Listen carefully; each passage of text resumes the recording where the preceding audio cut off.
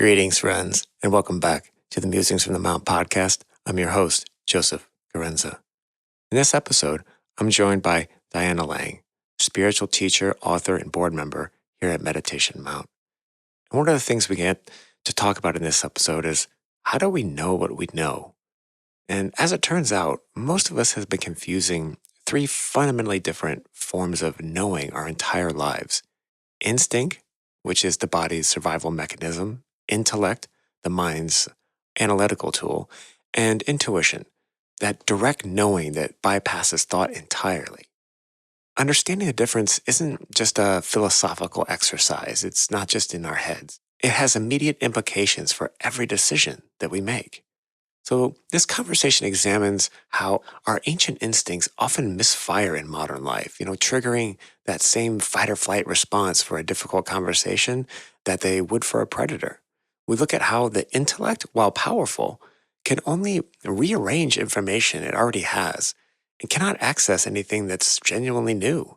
And we explore intuition and how Diana describes it as being a download of complete knowing that arrives whole rather than being built piece by piece. This episode offers practical ways to recognize real intuition and why developing this capacity requires regular stillness. And we hope you enjoy it. And if you do enjoy this podcast, please consider going to meditationmount.org and donating. Your donation helps us to bring you this podcast as well as all the other programs the Mount produces, both today and in the future. We are incredibly grateful and honored by your support. Okay, back to the podcast and the three ways of knowing.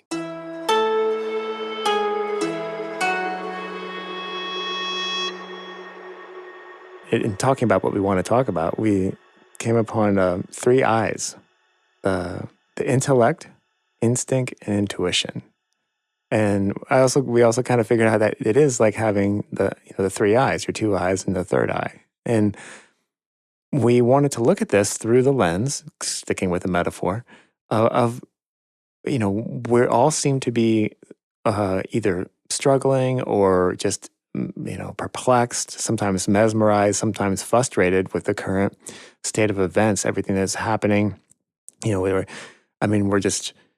It's if it's not one fantastical thing, it's after another. I mean, we're literally bombarded every day, almost like we're in some weird version of the Matrix, like trying to say, "Hold my beer, I can one up the craziness," and but it also provides us like the perfect sort of playground or laboratory to hone our intellect, our instincts, and our intuition, and it becomes. I think we're entering what I would call, sort of softly call the era of the deep fake, where knowing what is true is going to be very difficult. We're already entering that with there's already a new term for this, and people might have heard what's called the Streisand effect. I don't know if you've heard of this, but it was based on a lawsuit that Barbara Streisand filed because someone took photos of her house, but until she filed the lawsuit, no one was paying attention to it. Then all of a sudden, everyone wanted to know what her house looked like. And so then it was everywhere. Well, that's called the Streisand effect. There's a new thing that's happening that is in the AI world, and it's called the Streisand deflect. And what it is when you have something you don't want people to know about, you flood the entire internet with terms that are close to that, so that when they look up that term, you see that instead of the thing that you're wanting to. So we're entering this world where you have to have these sort of razors. You've got to have these tools in your toolbox. And I think that some of the most powerful ones are these three I's: the intellect, your instincts, and your intuition. So how do we hone those? How do we balance them? How do we weld them responsibly? Right. Well, the first thing is to even a little bit to define terms, because those things are very separate and though interacting components of the way that the mind works. And I would put them in order. I would call it instinct first, right? Because that's that primal instinct that we have. And then I would put intellect next and intuition. And these are all kind of vibrational awarenesses. So the instinct of of a bird flying by over your head to duck, right? That we have that instinct, but you think of, and I happen to work with a lot of Navy SEALs. We talk about the difference between instinct and intuition a lot because the really good soldiers have both. You obviously need instinct to get out of the way, right? Or to dodge the bullet. But you need intuition to even know that there's bullets anywhere inside or anywhere around so that you don't just shoot everything in sight, right? And it's a clarifying of the mind. And of course, meditation is all about that clarification of the mind. And it begins to teach this discernment between not just only reacting. If you hit me, I hit you back, right? That's instinct. It really is an instinct. If you hit me, I want to, that's my instinct, right? I push you away or hit you as hard as I can or something like that, right? But intuition says something, maybe a very different response. But instinct is a very obvious one. I've been watching, my sister's been making me watch Game of Thrones. I feel like we're in the Game of Thrones world right now. There's a lot of instinct going on. Yeah. But the powerful, the teachers, the wise ones, the philosophers, they're not just moving on instinct. So then we go to intellect, which feels like power, right? I'm going to learn everything. I'm going to memorize. I'm going to read all the books. I'm going to learn all the details and make a right argument that supports my case, and I win and you lose. And that's still connected to instinct because it's still part of winning and losing. It's a whole philosophy of somebody's right and somebody's wrong. Where intuition lets everybody be right, which is what you and I were talking about just before we started, is everybody's right from the perspective they're standing, right? And from based on what they understand about themselves and the world and how they see it and where they grew up, et cetera. And so intellect can just be another, in a way, defense mechanism. So it's interesting to think of it that way. It's not that it's only that, but it can be that. And so it is part of sometimes just more of the problem where intuition is all heart all the time. And so when you practice intuition or learn about even what intuition and how intuition and instinct, which might seem similar, they are not. One is a primal reaction that's physical, and intuition is built over time. And some people have more than others, and of course, but and then you can, of course, learn it. You can build it in your life. You can make it stronger. And that gives us the power of discernment. So like you were just saying, how do you know what's even happening or what's true or what's not true? But the ability to be able to sense something that uses the intellect, but isn't reliant upon the intellect. Right. So it's interesting when you said that intuition is something that can be learned because that's not, I think, traditionally how people think about intuition. And it got me thinking too about how when you like Montessori school is like kind of like thinking how to think, and teaching kids basically teaching kids intuition. So when I think about it in those terms, oh yeah, of course, there is a systematic kind of approach because you have to learn how to critically think, right? Yeah, that's intellect. Mm-hmm. But right. then you have to, if you look at all the arguments that are happening on the planet right now, everybody's critically thinking, and we're still got our swords on the opposite sides as usual. And so there's a big difference between intuition and intellect in that sense. And to me, maybe we all have intuition when we're born. I think we all do. In fact, little ones have the most intuition, but they unlearn it as time goes by for lots of reasons. But the biggest thing may be through meditation and other things like that. You learn to trust your intuition that you already have. Okay. All right. Whew. I love it. All right. So going forward, like when I think too about like instinct, that is the natural duck, the natural, your kind of reflexes that sort of happen almost in an automated fashion. And then and also intuition is like to me is kind of knowing, acknowledging your instincts and acknowledging that those processes exist, and then also sort of managing your reaction. So like you have that little pause, so you can understand and see that thing, and then intellect. Gosh, that can be your biggest advantage and also your biggest crutch sometimes Yeah, if it's not rooted in the heart. That's a exactly. It's just another yeah. sword. And Hmm. listen to this great word, understand. We think we're going to understand it because we're going to learn all about it and intellectually then make a Solomon decision, which Solomon's a great example, actually, because Solomon did not use the intellect. He uses intuition. He says to the two women that claim the baby that is theirs, he says, no problem, I'll cut the baby in half. And so the real mother says, no, no, she can have him. Right. So he has the wisdom to use his intellect in a way, but to solve the problem in a higher fashion to by creative response versus primitive response, eye for an eye. Right. There's a creative response to this that we can raise up to, but that takes being able to understand. And one of my teachers used to say, literally, he would get below people when he was talking to them. He would physically put himself underneath of them and look up in a way, and as a defenseless position. It's not an attack. It's an attempt to understand. Right. And I always say this as a teacher myself, that you can't be angry when you understand. But we don't want to understand, and so we don't, and so we refuse to understand. We don't want to understand. We think we're right and they're wrong.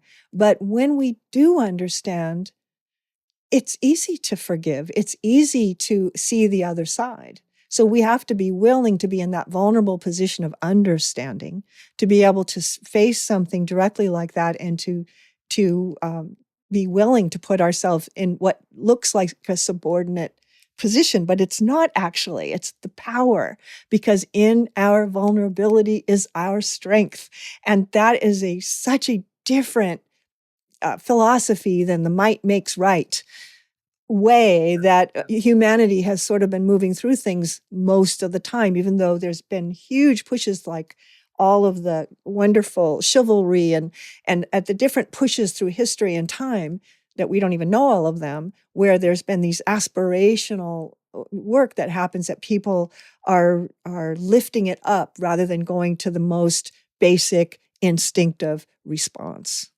Right. Wow. And I think that's interesting too, that moving from sort of I think the idea of chivalry is an interesting one, because how do you extend chivalry to those that aren't in your in group, which is something I Well, think that was the we've whole point. It was yeah. a code. It was a code of ethics, right? To always do the right thing, whether you liked somebody or didn't like somebody. You if they said, if you were going to have the knife or the sword in their throat and you could kill them, if they said mercy, you didn't. Right. It was over. And and if they didn't, you did still. But it's a code of ethics that, just like meditation, carries not rules though. And this, it's a code of ethics. It depends. Right response, right? And that is the thing. When you move from your heart and your intuition, you begin to know what is the highest good. Right? Sometimes it's punishment, sometimes it's discipline, sometimes it's mercy, sometimes it's correction, whatever that is, but there's not just one answer for everything. Right. Yeah. Well, we were. That's a very good example, because we were talking before we even started the podcast, and I was using the example of Eastern and Western medicine, and how if we could only, in the form of a triangle, if we could only extend them upwards to meet in the middle in the higher end, I think we'd be making leaps and bounds. But we tend to look at things in sort of a siloed manner, and when we do that, I think we also sometimes when we ask questions, sometimes people read into them to that, like there's this group of autistic people I follow online, and like like don't hear what I didn't say is something that they're really big about. I was like, wait, don't hear what I didn't say. It's like, I hear what oh, people don't say all the oh, time because of yeah. my intuition. Now, it makes us uncomfortable because in a way we have then universal telepathy, right? Which there is such a thing as that. But it's uncomfortable because you can't keep a secret. But the power of that is we can't keep a secret. It's all out in the open, which is, I think, a good thing. Not only as all things, it depends. Sometimes it's better to not say, right?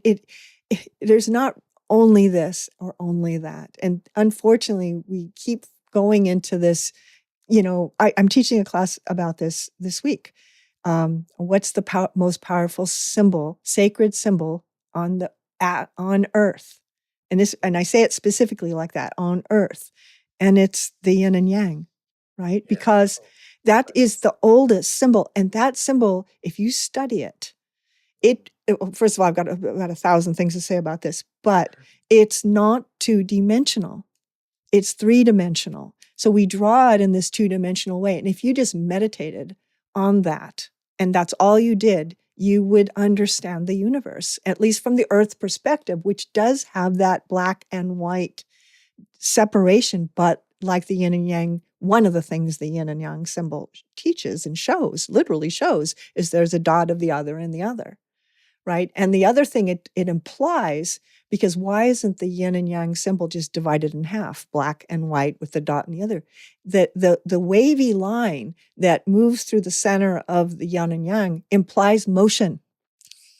And I feel, and this is my perspective anyway, but I know that because I have meditated on it for years, that thing is in motion. And so that's it depends, right? Because right response is different in every condition, even with the exact same components.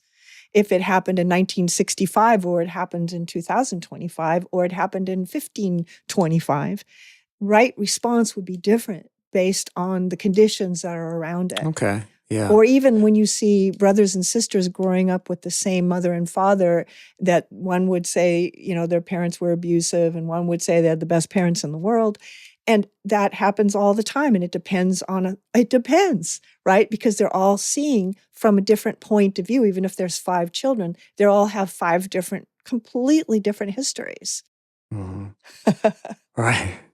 And so with that in mind, how going back to the intellect, instinct, and intuition, how do we use those to better show up and to better be present in moments like this when we're faced with so much uncertainty? And I keep going back to the micro is the micro, the macro, or so tied, much like the yin and yang. And so if we're doing this internal work, which is kind of like why, if you're listening to this podcast, this is something that you're probably uniquely invested in. Like, this is something you're at work, or you're on a path. So because we have, man, do we have a tendency to want to just look at the concept of the other, and so because that's primal. My tribe, your tribe. We gotta defend ourselves against each other, and it's from a different time, all that thinking. And we're coming into the age of Aquarius. It's a whole new world that we're coming into, but we're not in it yet. And so we're building those bridges that will begin that group awareness of that we can all live together, that we can all have enough, that there's enough for everyone. And there really is. But there's this, we're taught that there's this limited amount, right? And we want to get it all if we can, or as much as possible, rather than just share it all, which is, people then call it communism and things like that, when that's what, America's full of these ideas of what is a library when we share books, or, Social Security, or all the plans that we have to take care of the poor and unwell, and just, and our elderly, that all of that is, you could call socialistic. It is probably, actually, by definition, but it's part of America. It's part of democracy. It's about the Christian beliefs of helping the poor and taking care of the ones that can't take care of themselves. And So this is all such important stuff that we're talking about, and we're all trying to find what's different, and number one rule in spirituality is synthesis, right? To what's the same, not what's the difference. And so when you start to study all the religions and all the philosophies, you start to see that there's a common denominator through it all, which is love. Always it's love. And it moves through everything. And then there's people that would be nihilistic and, and all that stuff. But it's still, even those, I could make a point to show you how that was love too. In it, if we were really talking about that specifically.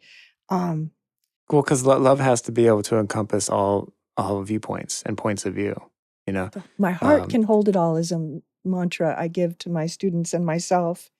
And the other thing is, when you're balancing intuition or intellect, I'm thinking of lost the first word, instinct, intellect, and intuition in that order, right? I want to put it in that order. It is about balancing those things. It's not about getting rid of any of those things. But one thing I notice, especially in the Western world, is we're very attached to the intellect, very attached. And there's a lot of kind of intellectual superiority, which is and so there's this reaction to this from people that don't hold that like that, right? And so there's a war going on between the intellectuals and the colleges and all of that sort of thing. But anyway, what I wanted to say about that is, for myself as a pretty much lifelong meditator, I have learned to not care so much what I think. Right? Yeah. Because that's right there. There's my sword of I think this and you think that. So I'm right and you're wrong. And then we go back into that. And I'm joining.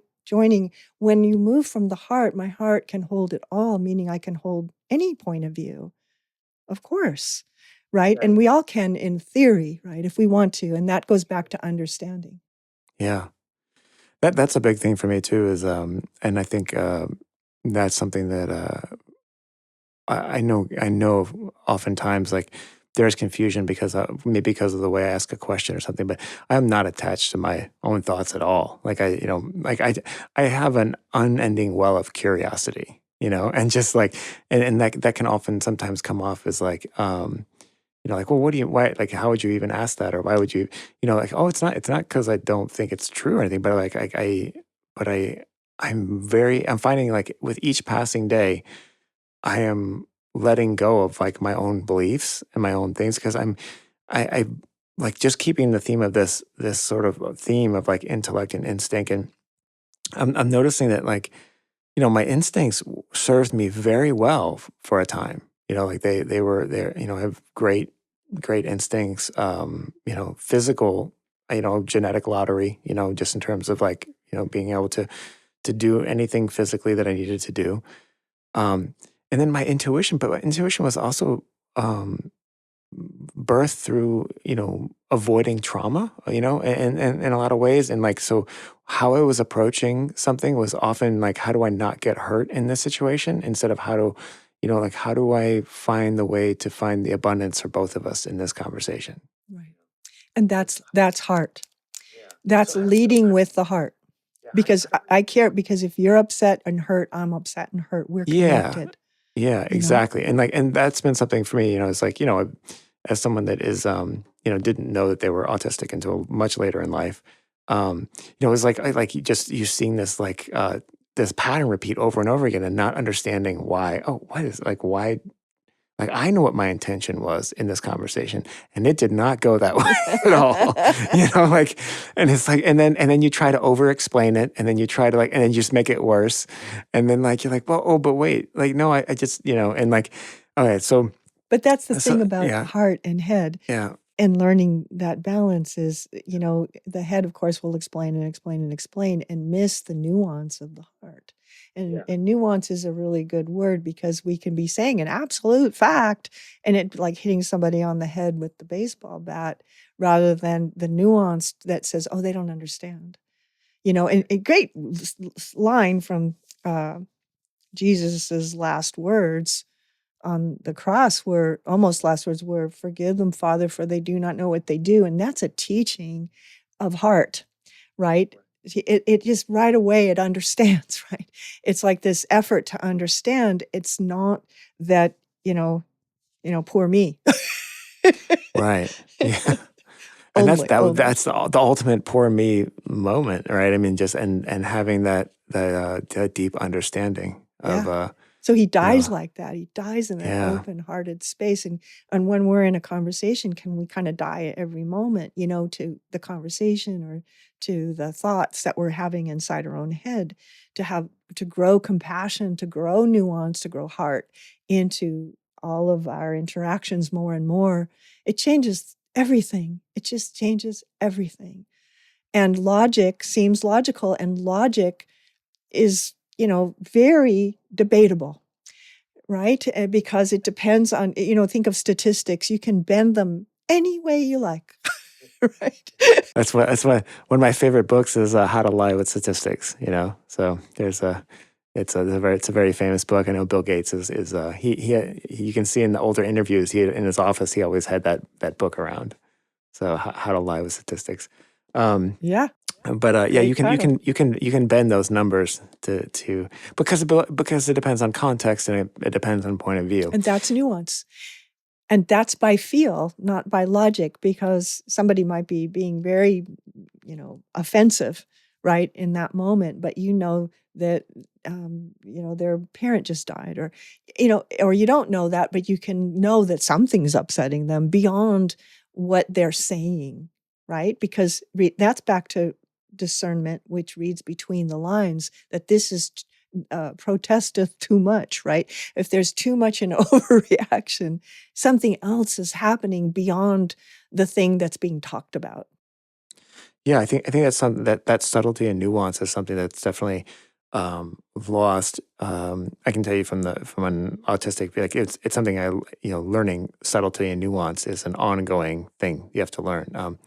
In like a definitely in a professional context, like it's a it I remember, especially working with bands, like, it's so much of a vibe thing.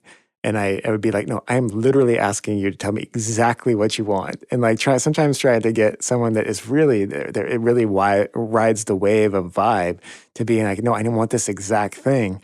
And but learning those nuances was incredibly helpful for me. I can't think of a better sort of boot camp for an autistic person than learning how to vibe with people that just are all about the feel. And yeah, musicians have a whole different language because of that, because they're listeners. They're listening to vibration quite literally, and they can feel the vibe. And that phrase came from that world. And it's a good thing to feel the vibe no matter what the subject is, whether it's at the bank, right, and moving money around in the stock market, or musicians and creatives, which naturally are more sensitized to vibration. But you can bring that ability into any kind of subject, every kind of subject. And that's where genius lives, of course.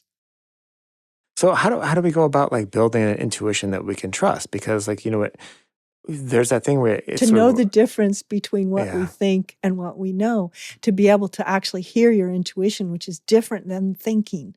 And that's Okay. what meditation teaches, right? We're constantly discerning between I think this, I think this, I think this. And we've got a billion thoughts, right? And we're just Mhm. generating all these thoughts. But there's truth.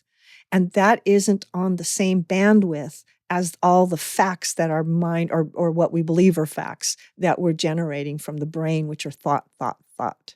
And you Right. begin to be able to see through that. So meditation to me is the quickest way, but so is art. And so is anything creative, basically, because of the Mhm. vibrational aspect that we were just talking about. They our art and music are, the beautiful flowering of that. But it's also interesting too because I always find those the things to me that are kind of most interesting in life are often the things that are incongruous or the things Yeah. that are Paradoxical. yeah, Or yin and paradoxical. yang. Both. They're both. It's all Especially true. working with musicians and high level artists, you realize, oh, sometimes someone who is so broken and flawed can make something so beautiful, and it's It's usually because they're so yeah, broken and flawed that they can make something so beautiful. I don't yeah, know many artists that aren't creating from hmm that well of yeah. agony, often, and pain Right. and sensitivity because they're often extreme sensitives. When you said earlier that you were working with a lot of Navy SEALs and things like that. When they're talking about instinct, like I mean, is it how do they describe it? Like what are they what for them? What is the difference between instinct and intuition for them? Well, they totally understand that concept instantly, actually, especially Navy SEALs, because I've worked with lots of soldiers, but right now I happen to be working with a bunch of Navy SEAls. But they're literally called out, these men or women that have that ability. They're looking for that. These are very high level, very intelligent, very intuitive. And so there's just a huge difference for them because that the instinct to shoot everybody that's shooting at you in a Navy SEAL world, they wouldn't necessarily do that, right? They would do something that would cause the least deaths but still solve the problem, right?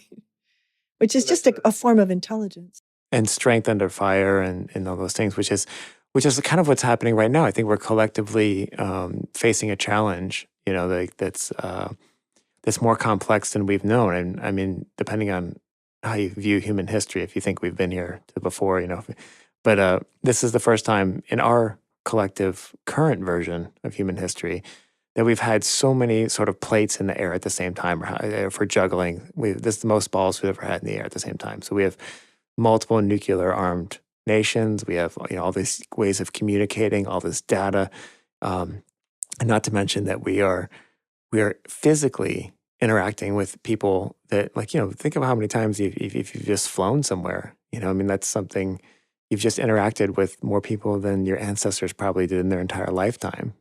So so how so you're constantly having to be inundated with this flood of information and And stimulation. yeah, and simulation. So that really does put quite a bit of weight on these ideas of like using your intellect and your instincts and how can we make that more like helpful, both part like in a personal sense, but in a whole sense as well, so that we can kind of navigate more gracefully, maybe. Well, I would say start meditating. That's the first thing I would say, because you've got to learn what your thoughts even are and to recognize that there's thinking going on that's not necessarily what's happening. And so somehow, we have to build some sort of way to be able to, read between the lines as you're listening to the news or reading a book, even, or anything, or having even this conversation, right? Is I'm sensing what you mean different than maybe what you're saying, and trying to answer that question and sensing maybe who's listening. And these are all different, more and more, I don't know what to call them, but advanced levels of listening, speaking, because and it's vibrational, because I don't know who those people are that are listening to this, but people are listening to this and I can sense them, and we haven't even made it yet, but I can feel where it's going to land. And that is part of what I'm balancing inside myself as we're having this conversation. Just for instance, well, everything is like that. It's complex, it's not just so immediate and only. It's nuanced, and that's the word I keep saying today for some reason. Never really used that word before so often, but I think it's really important. Yeah, yeah, because we're certainly in a time that we're sort of it's sort of demanded of you that you pick a side and shout it from the rooftops. Whereas I think this chivalry it has nuance. It is a nuanced approach, and I think that there's sort of a call to nuanced, which is sort of a very interesting kind of call to arms. It's the opposite of that. Yeah. If you're going to be nuanced about it, it's Yeah. um, Yeah. And of course, all these things that we're talking about are hard to do. Do you understand? They're not easy. Otherwise, we'd all do them. It's practices. These are all practices that we succeed at and fail at constantly. But every time we hit the ball again, or we don't, right, we get a little bit better. And so these become practices that we can bring into when we get together for Thanksgiving, which is coming up, with division in our own families. hmm right, yeah. So even for those of us that are meditating every day, sometimes going into the holidays can be can be a real test of your instincts and your intuition. Yeah. Ram Dass said, if you think Yeah, or it was Wayne Dyer, he said, you think you're Right. so enlightened, Wayne go Dyer. visit your family. Yes. Because that's where that's ground zero. Yeah. That's where we learned all of our Mhm. little psychological things, came from our family dynamics. Yeah. Much of them, not only, but a lot, Mhm. Yeah. whether we love ourselves or not love So ourselves, or do we love others, Sure. or if we share or we don't share, if we are opinionated or open, all those things come in as a response to our first encounters with other humans, which is our parents and siblings. Yeah. So we're constantly trying to heal those wounds, or maybe we're playing those patterns. Maybe we like that record, so we keep playing it over and over again. Maybe even if it's a negative feedback. Yeah, because it's all we know. Yeah, and so so how, like, in terms of using that, like, the difference between intellect and intuition is one. Maybe you could expand on it just a little bit, because I think it's almost like, I imagine, like when you're playing cards, like like there's your intellect, but if there was a perfect system, someone would have cashed out already. Yeah. There's there's I know you're not. I guess you're not supposed. I guess you can count cards, but they don't enjoy that.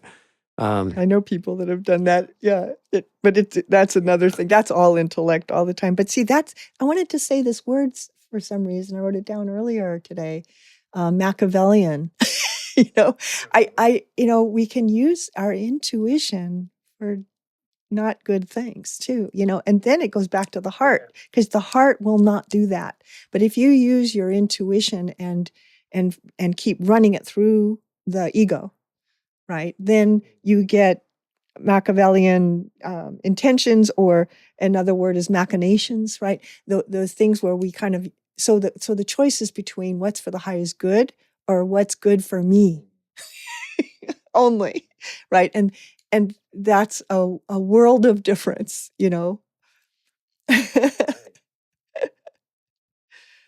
So the entrainment of meditation teaches us to go to love, to always raise to love, to raise to the highest vibration we can reach, not just for our own gain. And that's, it all sounds, easy and of course, and I think everybody on the planet would nod and agree, except that's not what happens, because because the instinct, right, is connected very directly to the ego, which is, I need to have more so I can survive, or something like that. Yeah. Okay. Yeah. Or I need yours in order to survive. It is interesting how we're hardwired, and we have, this being like, the concept of harmony through conflict. And Yeah. boy, the conflict seems like we're hardwired for that. And how do we, like, managing that, like, how do we manage? Because, you think about, I always try to go back to, I think about some of the sort of star-crossed songwriting pairs of history. It's like, what would they have ever written those great songs just on their own? And like, but the tension is what creates like, the harmony, right? It's the tension between the two, right? Lennon and McCartney, or whatever those examples are, that create the tension, that creates the great art, because there's a little bit of competition in that, and a love too, where they love each other and then they fall out of love with each other. Or a marriage could be the same thing, that creates a baby, right? And that image of, primal response versus spiritual response are very different. Actions occur from that. And then it all comes back to me, to that yin and yang symbol, which always knows that there's a dot of the other in the other. And if you just knew that, and that it's in motion, and that it's changing and ever changing, it starts creating an open-mindedness, or an open-heartedness. Open-heartedness, yeah. Because that seems what it comes back to building a good intuition.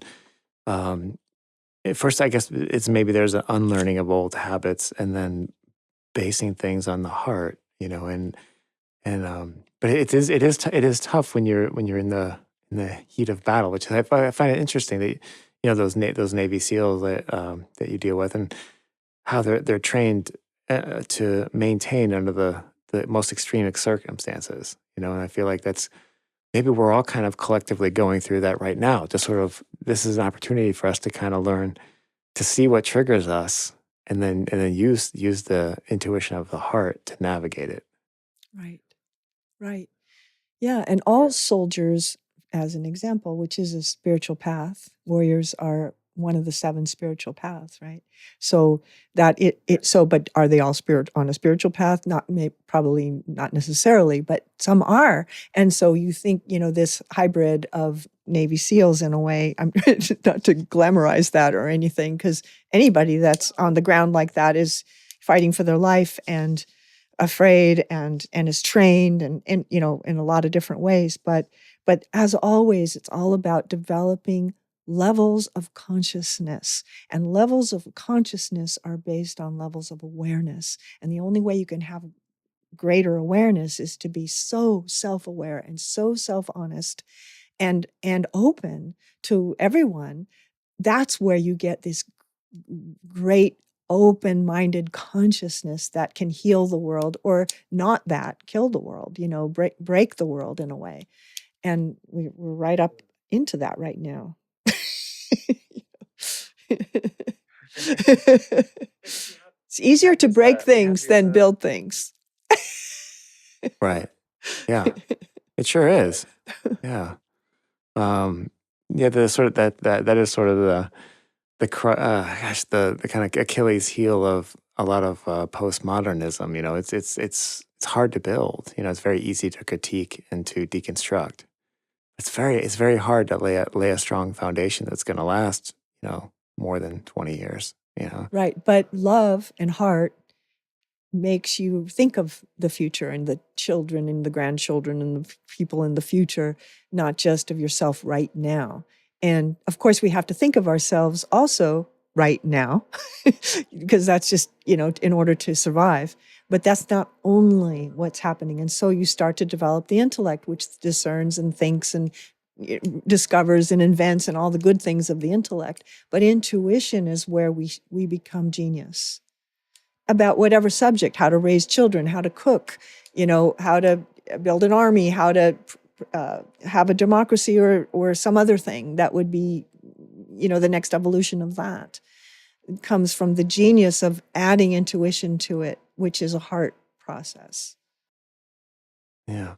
How do we go about doing that? Like in terms of an individual basis, like, beyond just meditating, like, in our daily lives, like, how do we practice building good intuition, or how do we find that discernment? Like it seems like, man, like, because I think we all like to think that we have good intuition, but I mean, when we measure it, is it Yeah, always the case? I think a lot of people, Yeah.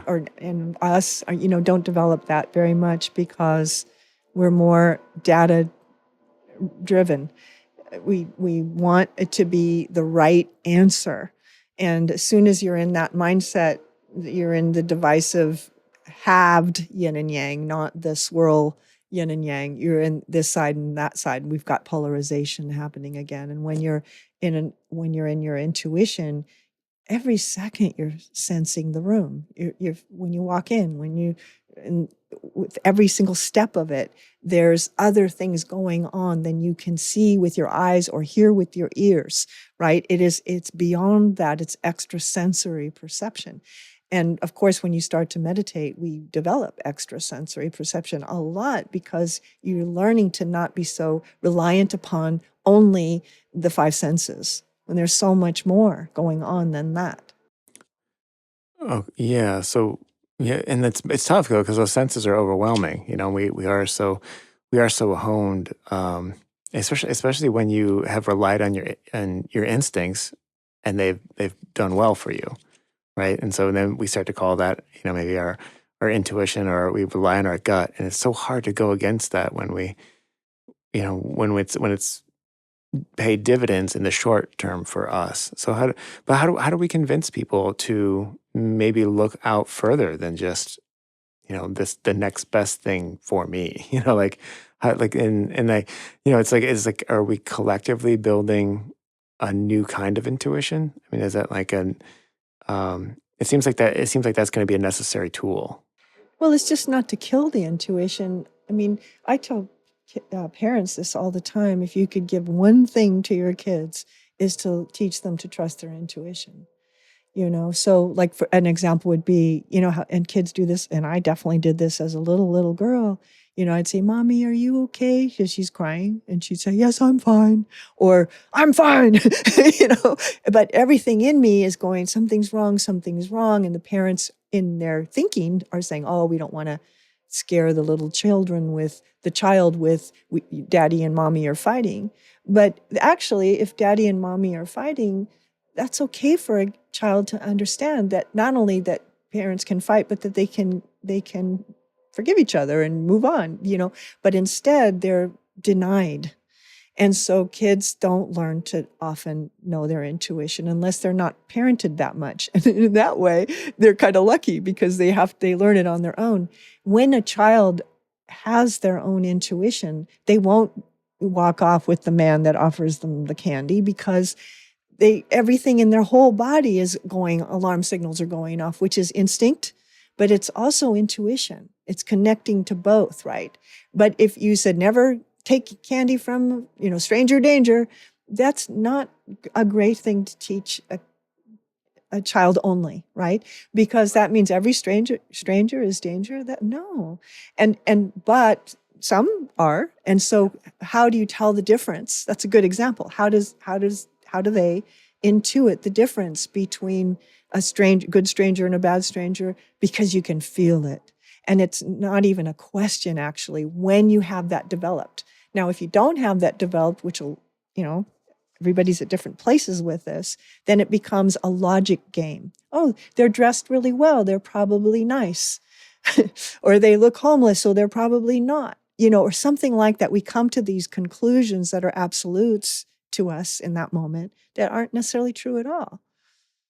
Yeah. So And one more thing, and if Jesus walked in the room, would we know it, right? Because if that energy of the Christ walked into the space, they might not look like what we would think they would, and we could miss it. And I often challenge people to wonder about that. Would you know if it was a woman, or if it was a poor person, or if or if they were very successful? What are prejudices, right, of our prejudged beliefs that says Jesus should look like this, or a good person looks like this, right? And in the 60s, when men grew their hair long for the first time in a long time in that way, and it was offensive to people because that was it was against the people in some way. It was, I remember my uncle got thrown out of Disneyland because his hair touched his collar, you know?